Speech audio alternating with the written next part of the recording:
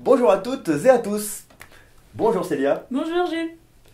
Alors aujourd'hui, je vais vous parler d'un gros sujet, le lissage brésilien. Alors, restez zen, mais accrochez-vous, car il y a beaucoup de choses à dire sur cette technique.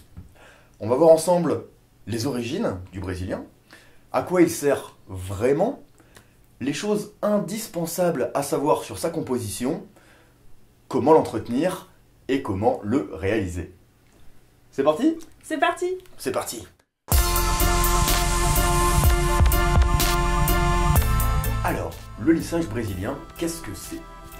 À l'origine, au tout début de la technologie, le brésilien travaille sur deux niveaux. Alors premièrement, c'est un soin très riche en kératine, une protéine végétale, qui va donc renforcer la fibre interne de votre cheveu.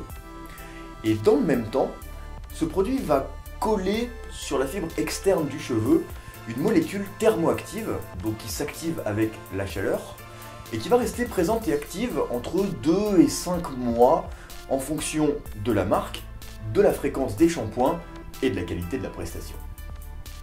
Alors cette molécule thermoactive, qui s'active donc avec la chaleur du sèche-cheveux ou des plaques, elle a pour effet de venir accentuer et grandement faciliter le lissage du cheveu, que ce soit en séchage naturel ou en brushing. Et alors, dans le brésilien, il y a un troisième effet un peu indirect. Pour que le produit dure donc entre 2 et 5 mois sur le cheveu, il y a dans sa composition des agents conservateurs. Ces agents conservateurs alourdissent un petit peu le cheveu et créent un contrôle naturel. Et c'est pour toutes ces raisons que le lissage brésilien s'appelle lissage. Il ne lisse pas, il aide à lisser. Depuis l'apparition de ce produit sur le marché, un nombre incalculable de marques s'est mis à proposer du lissage brésilien. Et comme toujours en coiffure, il faut faire attention à ce que l'on vous propose. Certains résultats peuvent être plus ou moins cosmétiques, en plus de nécessiter un savoir-faire précis. Certains par exemple sont plus épais, plus alourdissants que d'autres, mais surtout, certains lissages ont une capacité de lissage durable réelle, donc une transformation chimique de la structure interne du cheveu, durable voire permanente. Alors le problème c'est que cet effet n'est pas toujours avoué dans la présentation du produit, il n'est pas toujours voulu, et en plus ça rend le produit strictement interdit sur cheveux défrisés. Je vous en parlais tout à l'heure, le lissage brésilien contient par définition des agents conservateurs, qui permettent que le produit résiste sur plusieurs mois au shampoing. Alors le problème des premières versions de brésilien, c'était la présence de formaldéhyde, le tristement célèbre formol, comme agent conservateur de la molécule thermoactive, donc de la partie lissante du brésilien. Alors le formol, cancérigène, inflammable à température ambiante sous forme de gaz, ce charmant produit est strictement contrôlé en Union européenne et totalement interdit dans les compositions de lissage brésilien produits en Europe. Pour toutes les autres destinations, et surtout les États-Unis et le Brésil, je ne peux que vous inviter à la vigilance. N'oubliez pas que tout est écrit derrière la bouteille et qu'il est de votre droit de cliente et de votre obligation de coiffeur de vérifier ce que les produits utilisés contiennent.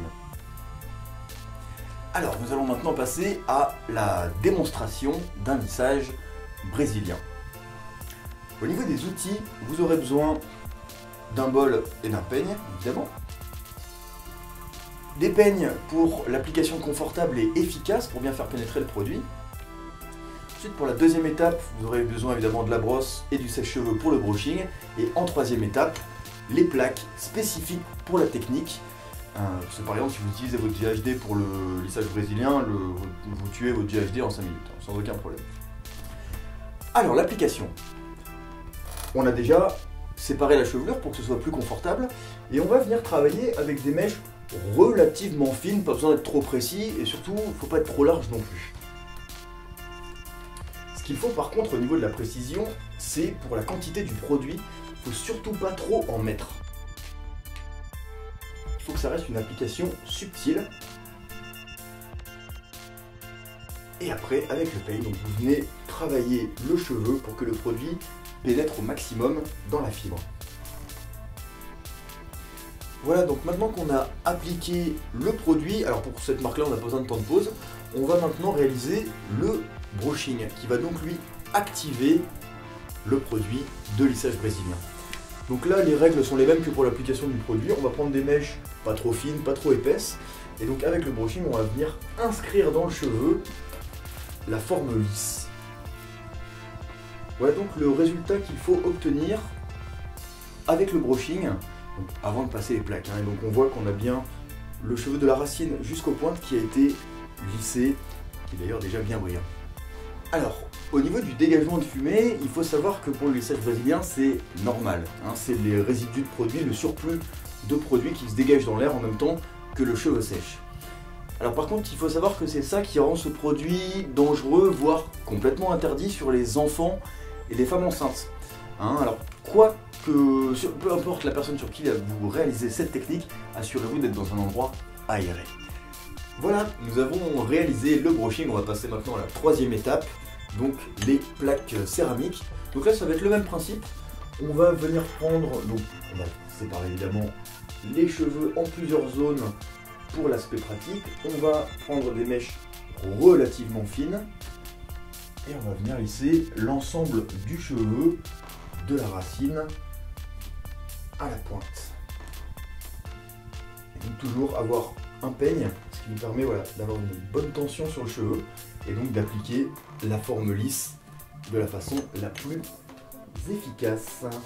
Vous pouvez passer, alors en fonction de la résistance des cheveux, de la marque évidemment, et de la durée souhaitée du lissage, et bien vous pouvez passer 2, 3, 4, 5, 6, 7, 8 fois les plaques par mèche. Ça dépend des facteurs dont nous venons de parler. Et voilà pour cette troisième et dernière partie avec les plaques céramiques.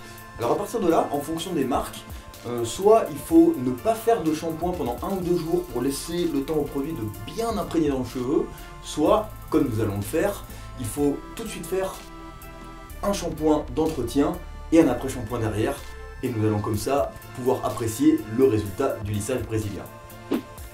Nous venons de réaliser le shampoing et l'après-shampoing juste après donc le brushing et les plaques du lissage brésilien, et ça va maintenant me permettre de vous montrer ce qu'il en est vraiment de l'efficacité du brésilien.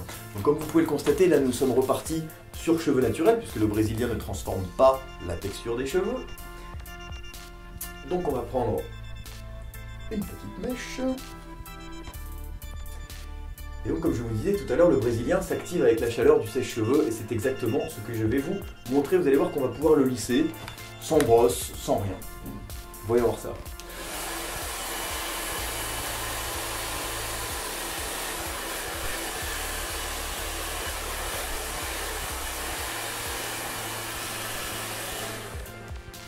Et voilà, simplement en venant réactiver la molécule thermoactive, on lisse le cheveu sans effort.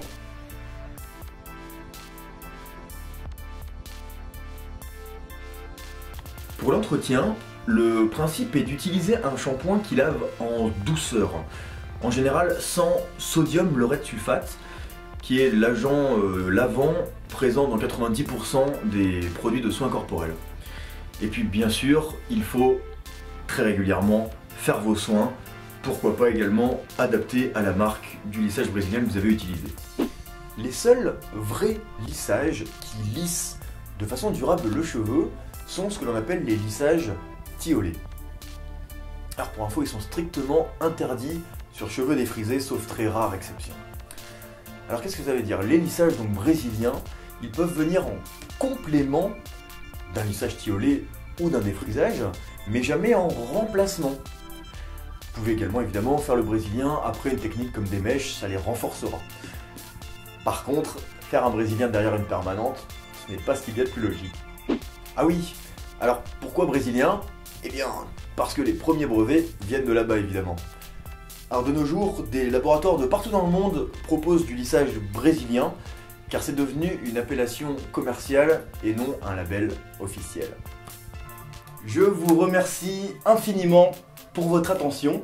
J'espère que cette vidéo sur le lissage brésilien a répondu à toutes vos attentes. Si ce n'est pas le cas, eh bien je vous invite à me faire part de vos interrogations dans les commentaires sous la vidéo, je me ferai un plaisir d'y répondre. Je vous invite également à vous abonner à la chaîne YouTube si ce n'est pas déjà fait, vous pourrez ainsi découvrir les précédentes vidéos. Et par avance, merci beaucoup pour vos pouces verts et vos partages. Prenez soin de vos cheveux, prenez soin de vous.